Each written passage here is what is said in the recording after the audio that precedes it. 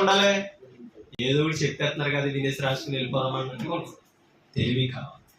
మన తెలివితేటలు లోపంలో కాదు, దేవుడి దగ్గర కూడా ఎక్కువ ఉపయోగపడుతుంది. లేకపోతే ఏమవుతుంది తెలుసా? మోసపోతాం. మోసపోకుండా దేవుడు ఏమవడం? విక్రింపబడేవాడు కాదు. ఇంకొక మాట మీకు చూపిస్తాను. ప్రకటన గ్రంథంలో ప్రకటన గ్రంథం తీసారు 14:13 ఒకసారి చదువు.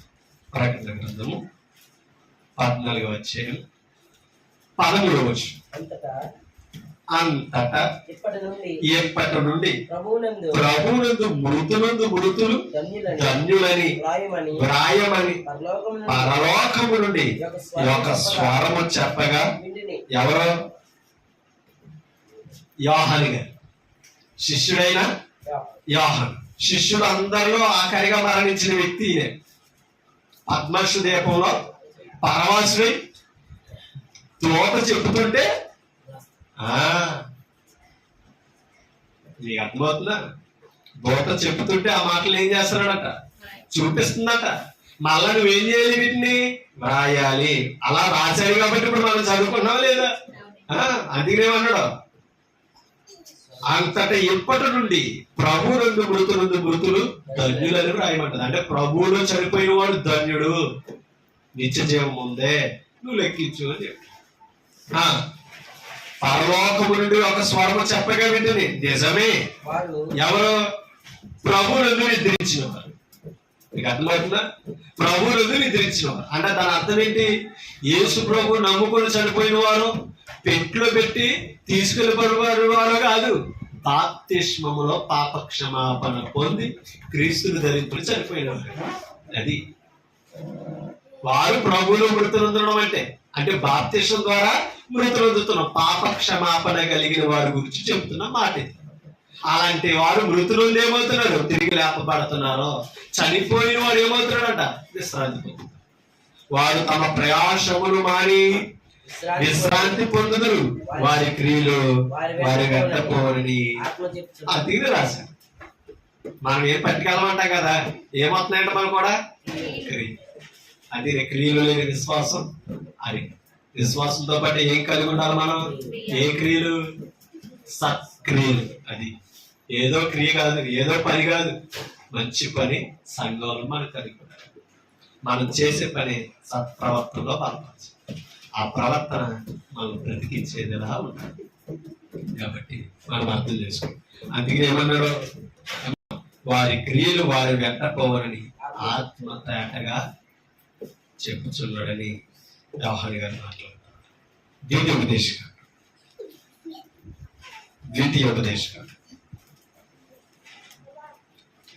31 22 ద్వితీయోపదేశకాండం 31 22. కాబట్టి మోషే ఆదిలమందే ఈ కీర్తన రాసి కీర్తన ఇశ్రాయేలుకు నేర్పించమన్నాడంట దేవుడు. ఈ అమ్మని ఆదిలోనే రాసేసి ఎవరికి నేర్పాడట? ఏమనో ఒకసారి 20 నుంచి చదువుతూ మనకు అర్థం. నేను వారి పితరులతో ప్రమాణము చేసినట్టు పాలు తేనెలు ప్రవహించు దేశమున వారిని ప్రవేశపెట్టిన తరువాత వారు తిని త్రాగి తృప్తి పొంది ఎక్కువ ఏమవుతాం? క్రొవ్విన వారై అన్య దేవతల తట్టు తిరిగి వాటిని పూజించి నన్ను తృణీకరించి నా నిబంధనను మీరుదురు. మోషే ఎవరి గురించి చెప్తున్నాడు? మనం ఎన్నో ఫలితాలు కావాలని దేవుని దగ్గర పోరాడు, దేవుని మీద ఆధారపడు. అవునే కదా? అవన్నీ దేవుడు చేసాక మనం దూరం అయిపోకూడదు. ఇలాగా దేవుడు కార్యం చేయాలని మనం దేవుడి మీద ఆధారపడతామండి. ప్రార్థన చేస్తాం, సంఘానికి తెలియపరుస్తాం. ఆఖరికి ఇంకా వేగ జరగాలని ఏం చేస్తాం? మనం ఊడిపోయి అనుకున్నాం, సాధించు చేసాడు దేవుడు. దేని చూసి? మన విశ్వాసం యొక్క శ్రద్ధ చూసి. చేసేకి ఏమవకూడదు? పని అయిపోయింది కదా, ఎలా ఉన్నా పర్లేదని అనుకోకూడదు. ఇశ్రాయేలు గురించి అదే చెప్తాం. 40 దినాలు వాళ్ళు ఓపిక పట్టి నడిపించి చేర్చిన తర్వాత వాళ్ళు ఆ దేశంలో ఏమవుతారట? ఎందుకు అవుతారు? సుఖం. అన్ని అభిరుచి పెట్టిన దేశం అది. ఏది కొదువైన దేశం. మనం కూడా కొదువుగా ఉంటేనే దేవుని మీద ఆధారపడతాం. ఎక్కువైతే ఎవరిని చూడం. అది ఇశ్రాయేలు దగ్గర నుంచి వచ్చిందే.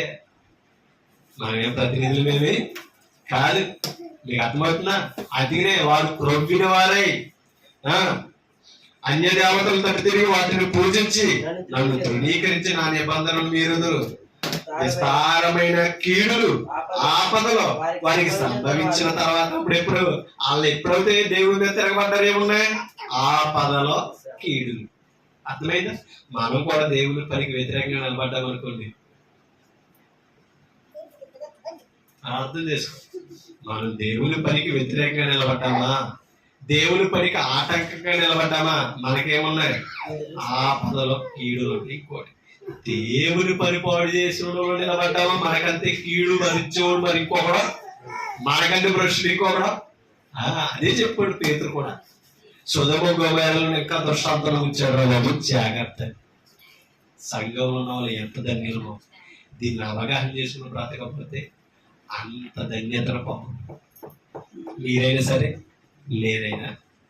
కాబట్టి దేవునితో ఇప్పుడు వేళాపాలన ఆడకూడదు. పని దేవుడు, సంఘం దేవుడు. మనకి చేతనైతే సహకారంతో, లేదంటే మన విశ్వాసాన్ని కాపాడుకుని ఊరుకోను ఉన్నట్టు కాదంటారా? దేవుని పని మీద, దేవుని సంఘం మీద మనం పెత్తనాలు తిరగబాట్లు చేసిన వారికి మనం ఉండకూడదు. ఎందుకంటే సంఘం దేవుని. మనం సంఘానికి వ్యతిరేకంగా నిలబడితే రెస్పాండ్ అయ్యేది ఎవరు తెలుసా? క్రీస్తు. అది మనం అర్థం చేసుకోవాలి. కాబట్టి మనం ఎప్పుడు కూడా దేవుడితో వేళాపాలలో ఆడకూడదు. అందుకంటే ఎప్పుడు పత్రికలు చెప్తాడు, జీవము గల దేవుని చేతిలో పడుట భయంకరమైన. సృష్టికర్తతో వేళాపాలలో ఆడకూడదు. అవునా కదా? అందుకనే ఆ విషయాలు మరి తేడాగా చెప్తాడు. అది సమూయేలు గ్రంథంలో కూడా తింటాడు.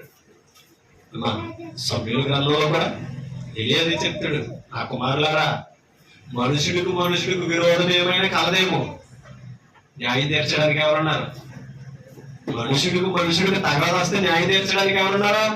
దేవుడు అన్నాడు. నువ్వు దేవుడితోటే న్యాయ విరోధం పెట్టుకుంటే, దేవుడితోటి తగాదా పెట్టుకుంటే అసలు నీకు న్యాయం తీర్చడానికి ఎవరున్నాడు? నీ పక్షాన మాట్లాడడానికి ఎవడున్నాడు? ఎంత భయంకరమండది.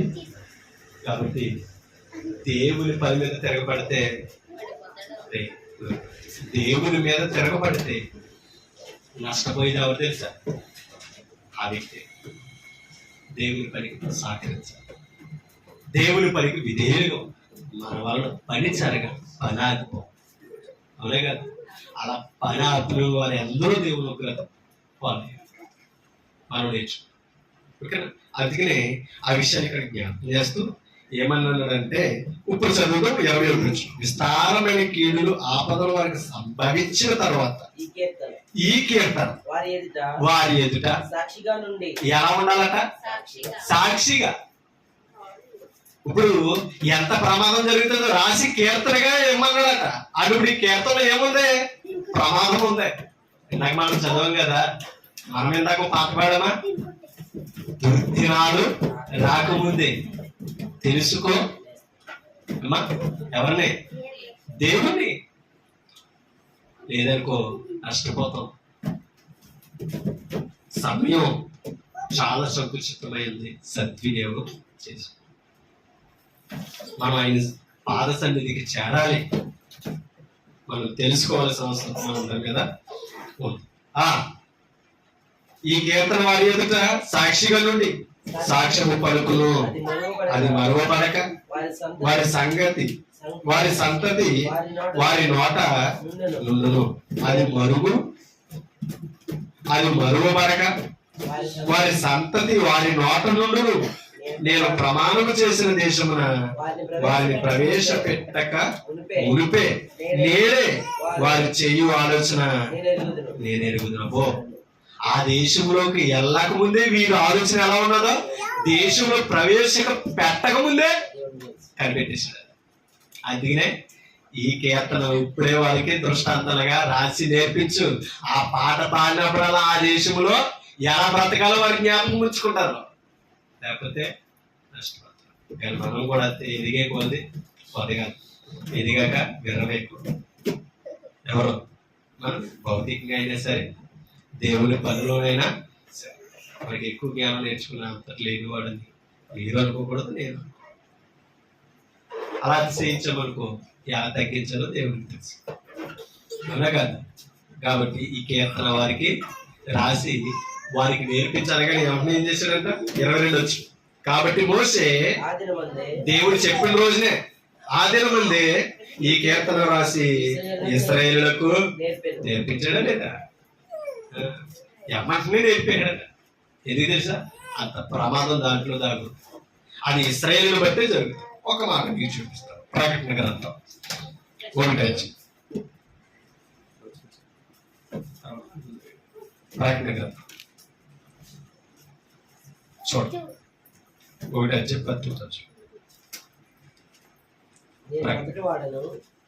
అమ్మా 1:18-19 చదవండి. నేను మొదటి వాడను, కడపటి వాడను, జీవించి వాడను. ఎవరు? యేసుక్రీస్తు గురించి మాట్లాడుతున్నా. మృతుడనైతిని గాని ఇదిగో యుగ యుగములు సజీవుడునై ఉన్నాను. యేసుక్రీస్తు సజీవుడే మృతుడా? చెప్పాలి. ఇప్పుడు సజీవులకు దేవుడై ఆయన సజీవుడు, సజీవులకు దేవుడైన ఆయన ఎందుకు మృతులందరి వాడిని కూడా ఏం చేయగలడు? ఆయన ఎందుకు మృతులందరి వాడిని కూడా ఏం చేయగలడు? సజీవులుగా లేపగలడా లేదా? అందుకని మీరు నేను సజీవులు అయ్యింది. ఆయన సజీవులకే దేవుడు తప్ప కానీ మృతులకు దేవుడు.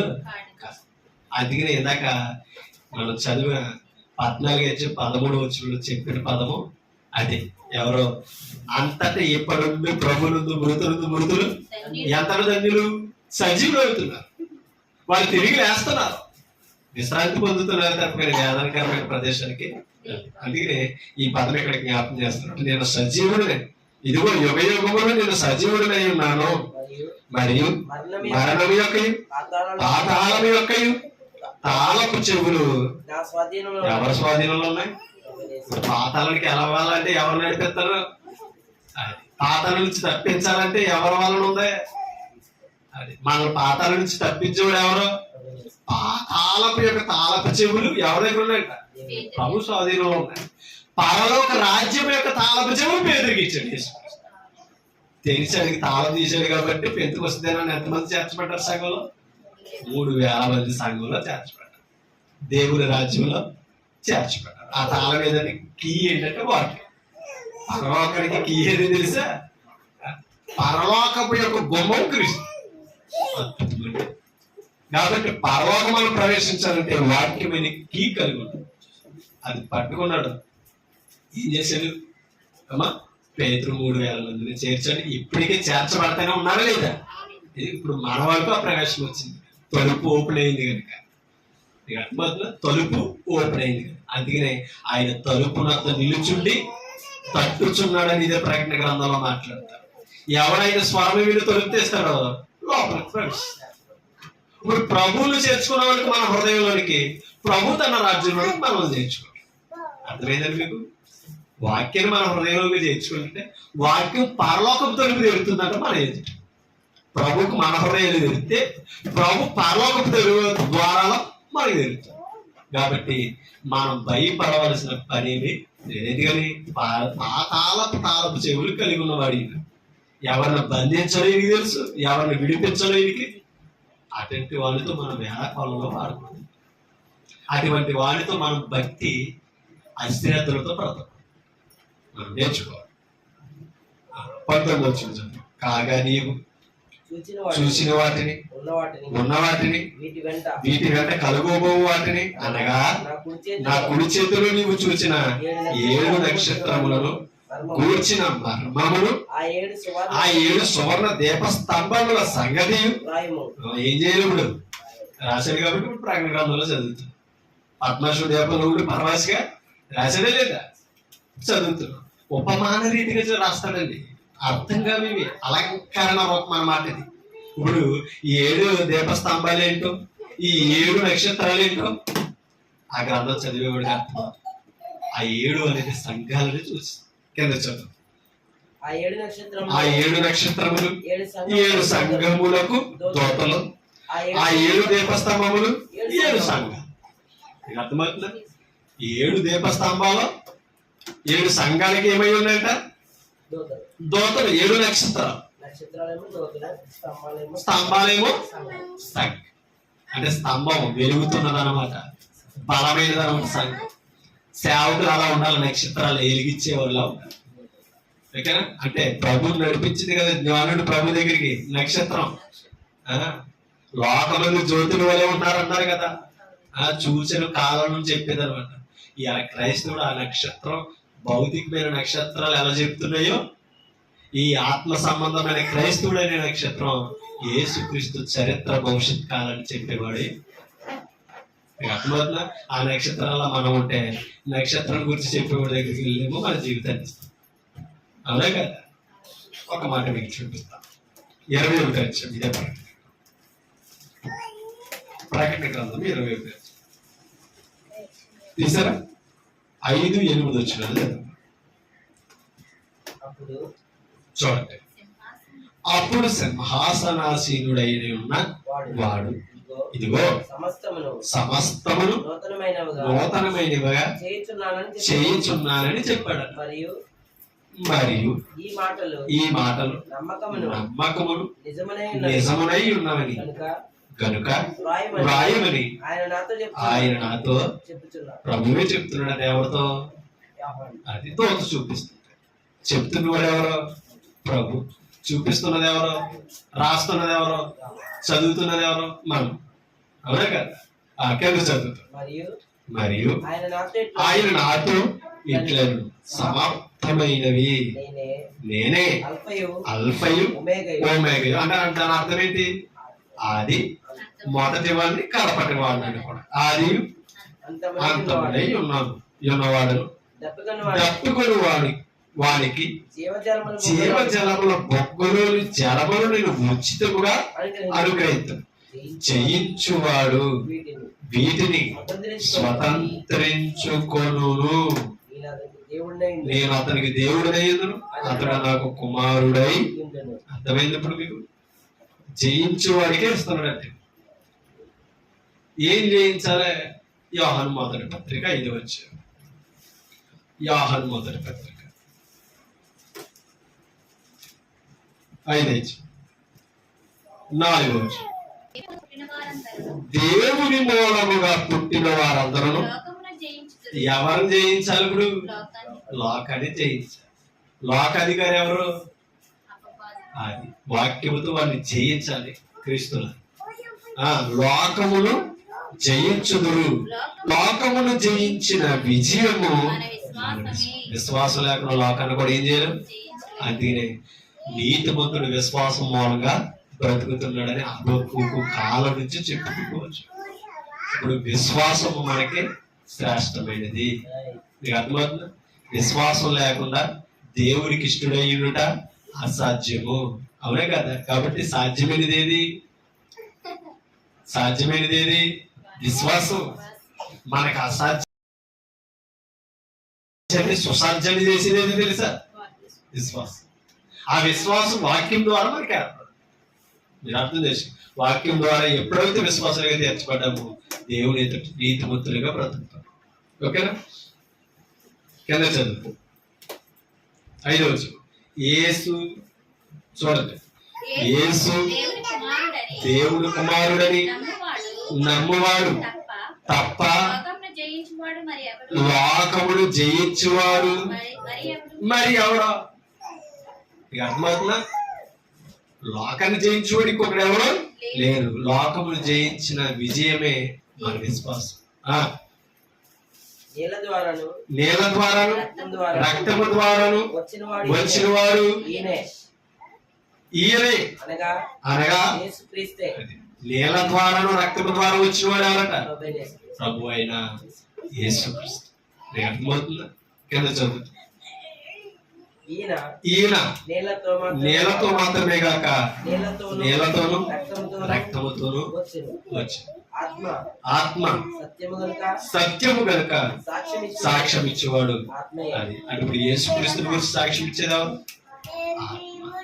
ఇది ఆత్మ చెబుతున్న మాటలు సత్యమును నిజమునై ఉన్నవి. అది మనం అర్థం చేసుకోవాలి. ఓకేనా? ఓకేనా? కాబట్టి మనం విశ్వాసము ద్వారానే ఏం చేయగలం? లోకమును జయించగలం.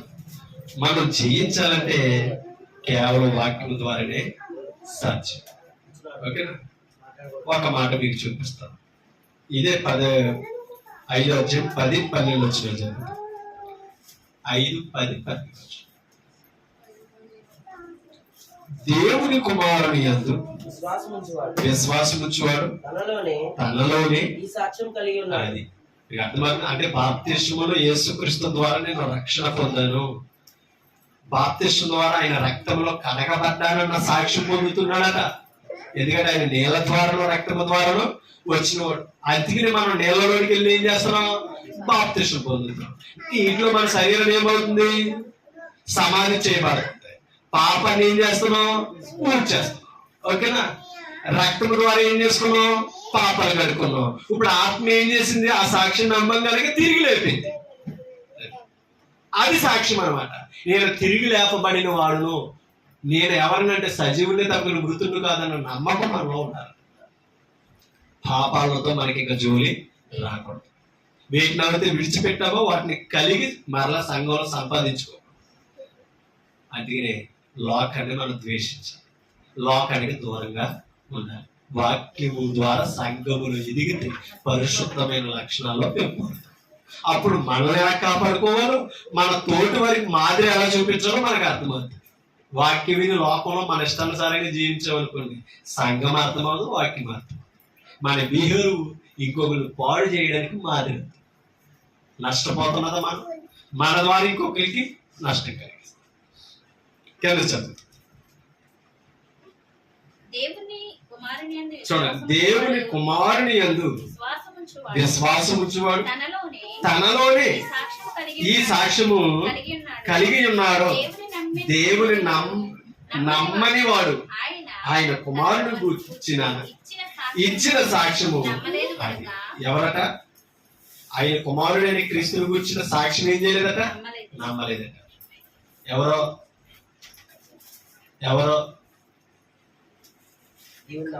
అది ఎవరైతే దేవుని నమ్ముతలేదో, దేవుని నమ్మని వారు ఎవరు నమ్మలేదట? కుమారుడు గురించిన సాక్ష్యము నమ్మలేదట. గనుక అతడు దేవుని అబద్ధికుడిగా చేస్తున్నాడట. ఎవరో నమ్మలేదు వారు దేవుని అబద్ధికుడిగా చేస్తున్నాడట. ఇప్పుడు అబద్ధికుడికి చేసి మన సత్యవంతులు ఎలా అవుతాం? కాబట్టి యేసుక్రీస్తుని గురించి చెప్పిన పరిశుద్ధాత్మ సాక్ష్యం మనం నమ్మాలి. మీకు అర్థమవుతుందా? కింద చదువుతాం. ఆ సాక్ష్యం ఏమనగా దేవుడు మనకు నిత్య జీవమును దయచేసి, అది దేవుడు మనకి ఇచ్చిన సాక్ష్యం. యేసుక్రీస్తు ద్వారా మనకి ఏమి ఇవ్వాలనుకున్నాడట? నిత్య జీవమును దయచేస్తాడు. దయచేసాను. ఈ జీవము ఏ జీవము? ఆయన ద్వారా మనకు పొందుతున్న చూసారా? నిత్య జీవం. ఈ జీవము ఆయన కుమారుని యందు. ఎక్కడ ఉన్నది ఇప్పుడు నిత్య జీవం? అప్పుడు ఎవరి దగ్గరికి రావాలి? అది తండ్రి ఒప్పుకుని కుమారుని పక్కనట్టు అనుకో నిత్య జీవం లేదు. తండ్రి కంటే కుమారుడు ఏం గొప్పడు కాదు. కుమారుని పక్కనట్టామనుకో నిత్య జీవం దేవుడే ఇస్తున్నాడు. ఎవరి ద్వారా ఇస్తున్నాడు? మరి ఆ కుమారుని నిర్లక్ష్యపడితే తండ్రి నిన్నే అంగీకరిస్తాడు. మీకు అర్థమవుతుందా? కాబట్టి ఆ తండ్రి గురించి పంపించిన క్రీస్తు గురించి పరిశుద్ధాత్ముడే సాక్ష్యం చెప్పాడు కదా, ఆయనే ఒప్పుకున్నాడు కదా. అపోస్తలుడు సాక్ష్యం చెప్పి వారు అంగీకరించారు కదా. కాదనడానికి మీరు నేను ఎవరమండి అంటే ఇప్పుడు ఆయన విసర్జించి ఏం పోగొట్టుకుంటాం తెలుసా మనం? కాబట్టి క్రీస్తునందు ఉన్న వారికి నిత్య జీవం ఉండాలి అంటే సాక్ష్యం కలిగి ఉండాలి, సత్ప్రవర్తన కలిగి ఉండాలి, విశ్వాసం కలిగి ఉండాలి. కింద చదువుతాం. దేవుని కుమారుని అంగీకరించువాడు జీవం గలవాడు. ఎవరు? దేవుని కుమారుడు అంగీకరించేవాడు దేవుని అంగీకరించేవాడా? దేవుని కుమారుడు అది అంటే దాని అర్థం ఏంటి? క్రీస్తుని అంగీకరించాలని చెప్తాను. ఎందుకంటే క్రీస్తుతో పని లేదు, కుమారుడు చాలనుకుని చాలా విశ్వాస తెగలో తండ్రి చెప్తున్నాడు, కుమారుని యొక్క విశ్వాసం ఉంచువాడే జీవము గలవాడు, దేవుని కుమారుని అంగీకరింపని వాడు ఒకటే మాట. అందుకు మించిపోయేది దేవుని కుమారుని అంగీకరింపని వారికి ఏమి లేదట, జీవం లేదు. జీవం కావాలంటే ఎవరిని అంగీకరించాలి? ఎలా అంగీకరించాలి? తండ్రితో సమానుడని అంగీకరించాలి. తండ్రి వల్ల ఈయన దేవుడని అంగీకరించాలి, దేవత్వం ఉన్నవాడని అంగీకరించాలి, తీర్పు తీర్చగలిగిన యోగ్యుడని మనం నమ్మాలి. మీకు అర్థమవుతుందా? అది కుమారుని నమ్మాలి. ఆయన పరలోక సంబంధం, పరలోకములో తండ్రితో ఆరాధనకు పాత్రుడని మనం ఏం చేయాలి? నమ్మి విశ్వసించాలి. ఒక మాట చెప్పి నేను ముగిస్తాను. యోహాను సువార్తలోనికి రండి. యోహాను సువార్త 5వ అధ్యాయం.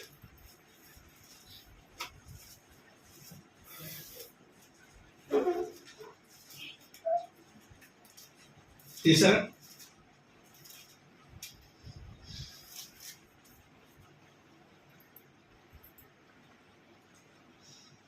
ఇరవై 24 వచ్చి, నా మాట విని నన్ను పంపిన వాడి యందు విశ్వాసం ఉంచువాడు. ఏమర్థమైంది? ఎవరి మాట వినాలి? క్రీస్తు మాట వినాలి.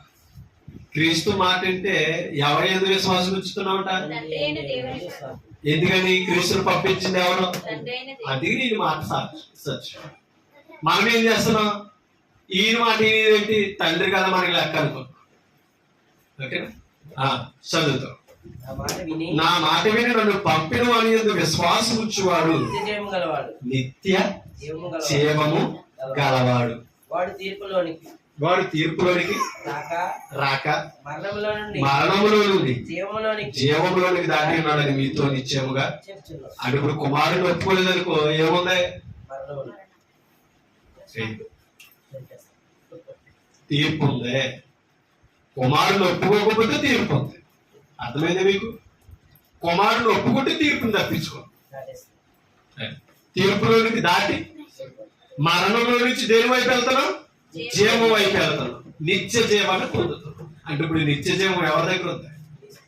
ఆ తండ్రి యోహాను పత్రికలోనే చెప్పాడు కదా, ఆయన కుమారుని యందు నిత్య జీవాన్ని పెట్టాడు. కాబట్టి కుమారుని ద్వారా మనం ఏం పొందాలి? నిత్య జీవం పొందాలంటే ఏం చేయాలి? ఆయన మాట వినాలి. ఇప్పుడు ఈ మాట ఎంత శ్రద్ధగా వింటారో, ఎవరిలో పడతారో వారు నిత్య జీవానికి అనుకుంటారు. ఈ వాక్యాన్ని నిర్లక్ష్యంగా విన్నామనుకో, ఏం పోగొట్టుకున్నాం? ఇంకో మాట మీకు అక్కడే చూపిస్తాను. 3 అధ్యాయం తీసారా? ఒకసారి 35 నుంచి చదువుతాం, మనకి ఇంకా బాగా తండ్రి కుమారుని ప్రేమించున్నాడు. నీకు అర్థమైంది? ఇప్పుడు మనం ద్వేషిస్తే ఎలా ఊరుకుంటాడో నీకు అర్థమైందా? మనల్ని ఎలా ప్రేమిస్తాడో తనకలా ప్రేమిస్తాడు. తన స్వరూపం కలిగిన వాడండి. తండ్రి కుమారుని ప్రేమించుతున్నాడు కనుక ఆయన చేతికి సమస్తమును అప్పగించి ఆయన ఇష్టం ఏం చేయాలని కూడా చేస్తున్నాడు. ఎవరు? క్రీస్తు. పరలోకమందును భూమి మీదను నాకు సర్వ ఏం చేయాలని ఎవరి చేతిలో ఉంది ఇప్పుడు? అది నేను అందుకే ఇందాకేమన్నాడు, పాతాళము యొక్క తాళపు చెవుల చేతిలో ఉన్నాయి. నిన్ను నడిపించాలన్నా విడిపించాలన్నా ఎవరి చేతిలో ఉంది? అంత అధికారిని నీతో పని లేదని అంటావా? అంత సర్వాధికారము తండ్రిని నమ్మేస్తే నువ్వు దేవుడు కాదని అంటావా? ఏం పోగొట్టుకుంటున్నావు మనం? అది నీకు నాకు అధికారము క్రీస్తు ద్వారానే ఉంది. అంత అధికారాన్ని మనం ఏం చేయకూడదు? ద్వేషించకూడదు, దూషించకూడదు. మనం అర్థం చేసుకోవాలి. అర్థమైందా? ఆయన చేతికి సమస్తమును అప్పగించి ఉన్నాడు. 36 కుమారుని యందు విశ్వాసం ఉంచువాడే నిత్య జీవము గలవాడు. మీకు అర్థమవుతుంది. ఇప్పుడు కుమారుని యందు విశ్వాసం ఉంచితే ఏముంది? నిత్య జీవం ఉంది. కుమారుని యందు విశ్వాసం ఉంచకపోతే ఏమీ లేదు, నిత్య జీవం లేదు. అంటే పరలోకాన్ని ఎలా పోగొట్టుకున్నాం చెప్పండి? కుమారుని ద్వేషించి పోగొట్టుకున్నాం. పరలోకానికి నడిపించడానికి ఎవరు వచ్చారు? ఆ మహిమను విడిచిపెట్టాడండి, పరలోకాన్ని విడిచిపెట్టాడండి. విడిచిపెట్టి వచ్చి మీకు అర్థమంది ఎక్కడికి వచ్చాడు? సంఘానికి వచ్చి, భూమి మీదకి వచ్చి సంఘాన్ని స్థాపించి ఇవాళ సంఘము ద్వారా పరలోకం నడిపించాలని అనుకో. మనం ఏం చేస్తున్నాం? ఇవాళ క్రీస్తుని అధికారం లేదని పక్కనెట్టేసి మనం ఏం పోగొట్టుకున్నాం? మీకు అర్థమవుతుందా? ఏం పోగొట్టుకున్నాం? నిత్య జీవాన్ని పోగొట్టుకున్నాం.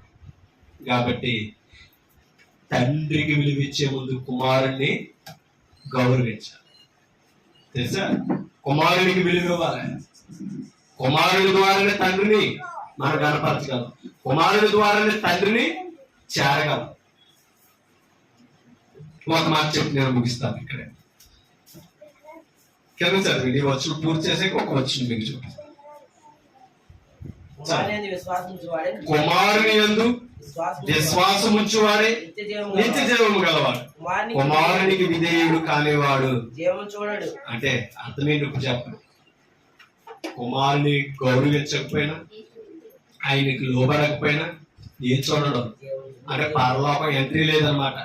జీవము చూడడు కానీ దేవుని ఉగ్రత వాని మీద. సంఘములో ఉండి క్రీస్తుని ఎలా చూస్తున్నాం? క్రైస్తవుడిగా పిలవబడి క్రీస్తుకి ఏ గౌరవాన్ని ఇస్తాం? 5 అధ్యాయం పురాణం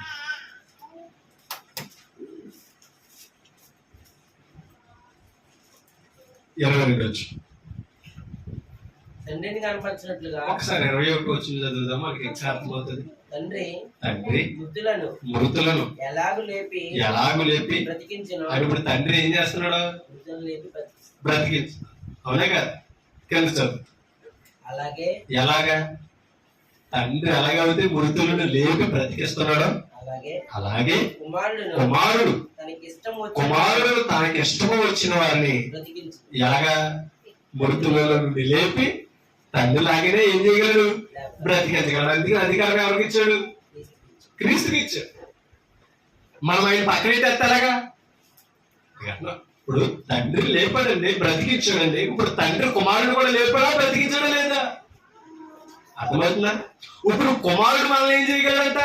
మృతుల నుండి లేపి బ్రతికించగలడు. ఎందుకంటే పాతాళపు జీవ ఎవరి దగ్గర ఉన్నాయి?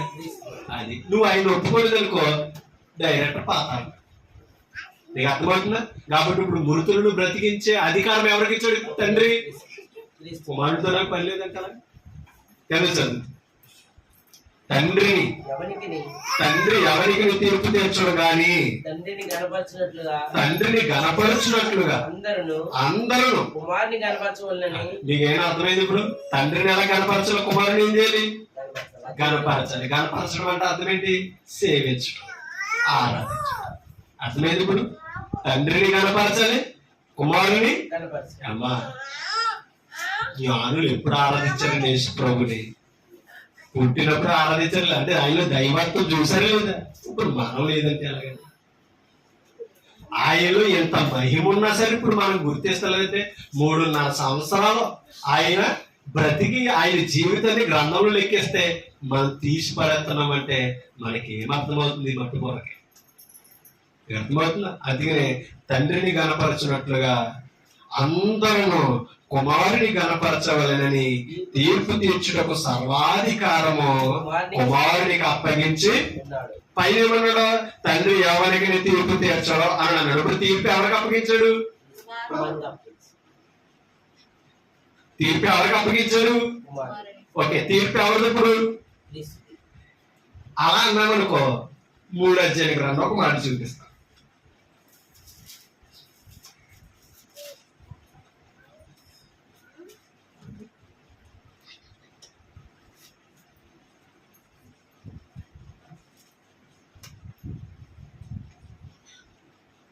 వచ్చింది. లోకము తన కుమారుని ద్వారా రక్షణ పొందుటకే గాని లోకమునకు తీర్పు తీర్చుటకు దేవుడు ఆయనను లోకములోనికి మరి ఇందాక మాట ఏమంటాం? అర్థమైందా? తండ్రి ఎవరికి తీర్పు తీర్చడం. ఓకేనా? ఇప్పుడు తీర్పు తీర్చే అధికారం ఎవరికి ఇచ్చాడు? తండ్రి ఎవరికి ఇచ్చాడు? ఆ వచ్చిన చదివి వాడికి ఎలా ఉంటది? బుర్ర పని చేయదు. ఏంటి ఎలా మాట్లాడుతున్నాడు? ఇక్కడేమో తీర్పు తీర్చడానికి పంపలేదు అన్నాడు, అప్పుడేమో తీర్పిచ్చాడు అన్నాడు. అంటే దాని అర్థం ఏంటంటే యేసుక్రీస్తు ఈ లోకానికి ఎందుకు వచ్చాడు? నువ్వు పాపి అని తీర్పు తీర్చడానికి రాలేదు, పాపులను రక్షించడానికి వచ్చాడు. రక్షకుడు రక్షించాడు, వెళ్ళిపోయాడు లేదా? కాదు. ఇప్పుడు రక్షణ పొందాలని ఏం చేయాలి? వచ్చిన వాడిని నమ్మి విశ్వసించాలి. అవునా కదా? ఇప్పుడు ఈ భూమి మీద ఆయన ఒప్పుకోలేదనుకో, అంగీకరించలేదనుకో, ఆయన మాటకి విధేయుడు కాలేదనుకో, అక్కడ తీర్పు తీర్చున్నాడు. దాని తీర్పు అదే అర్థం. ముగింపు తీర్పు క్రీస్తుది. అర్థమైందా? గొర్రెలను మేకలను ఎలా ఏం చేస్తాడో నీకు అర్థమైందా? అది లోకానికి తీర్పు తీర్చడానికి రాలేదు, లోకానికి నిత్యజీవానికి ఇవ్వడానికి వచ్చాడు. ఆయన చేసిన కార్యాన్ని లోకం ఉన్నవాడు నమ్మితే తీర్పు తప్పించుకుంటాడు. లేదు ఆయన్ని అధికారం ఉన్నది అంగీకరించలేదా, అప్పుడు తీర్పు తీరుతాడట. ఎందుకని? అధికారం ఇచ్చాడు తండ్రి, తీర్పు నువ్వే తీర్చవయ్యా అని. అర్థమైంది ఇప్పుడు మీకు? కాబట్టి మనం పదాలు చదువుతున్నప్పుడు గ్రహించాలి, అర్థం చేసుకోవాలి. ఓకేనా? అప్పుడు కుమారుడికి ఇప్పుడు తీర్పు తీర్చే అధికారం ఉందా లేదా? పరలోకం నడిపించాలని ఎవరికి ఉంది? పాతాలకి నడిపించాలని ఎవరికి ఉంది? కాబట్టి కుమారుడితో వేల కొలలు ఆడకూడదు క్రైస్తవుడు. బోధతో వేల కొలలు ఆడకూడదు, సంఘ పేరులతో వేల కొలలు ఆడకూడదు. ఇది తెలుసా? పాతాలను తొక్కేస్తాడు అంతే. ఇంకా ఆయన తలుచుకున్నాడంటే ఇక తండ్రి కూడా మాట్లాడే, ఎందుకంటే అధికారం ఎవరికి ఇచ్చాడు? ఏది చేసినా తండ్రికి వ్యతిరేకంగా చేయడు కుమారుడు. అది నమ్మకం తండ్రికి. మీరు నేను ఎదిరిస్తామేమో, అదినే యాకోబు పత్రికలో అంటాడు, మనము నమ్మదగిన వారము కాకపోయినను ఆయన నమ్మదగిన వాడుగా.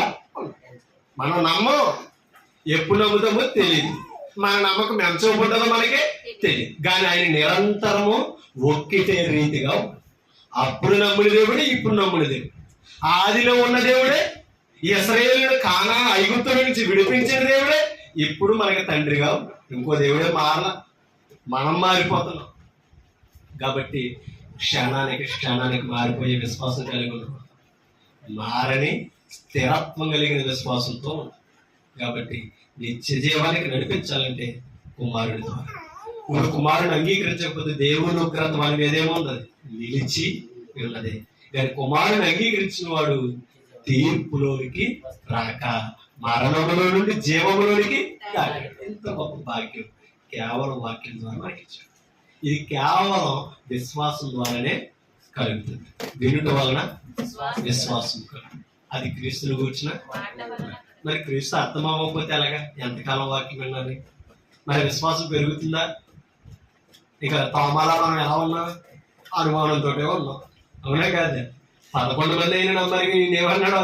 ఏలేటనే కానీ చూడను, చెయ్యి ఉంచితేనే కానీ చూడను. బాబు నువ్వు అవిశ్వాసి కాక నువ్వు పరీక్షించుకొని విశ్వాసిగా ఉండు అని చెప్తూ ఆయనకిలా ఉన్నవాళ్ళు తయారవుతారేమో. ఏమన్నాడా? చూసి నమ్మిన వారికంటే చూడక నమ్ము. చూస్తేనే కానీ నమ్మలేదు కదా తోమ. ఇప్పుడు చూడకుండా నమ్ముతున్నామంటే అపోస్తుల కంటే ధన్యులు మనం. మీకు అర్థమవుతుందా? అంటే ఇప్పుడు విశ్వాసాన్ని కోల్పోయే వాళ్ళ మనం ఉండకూడదని నేను హెచ్చరించాను, మిమ్మల్ని హెచ్చరిస్తాను. ఓపిక మీ అందరికీ హృదయపూర్వకంగా తెలియజేస్తున్నాను. Thank you.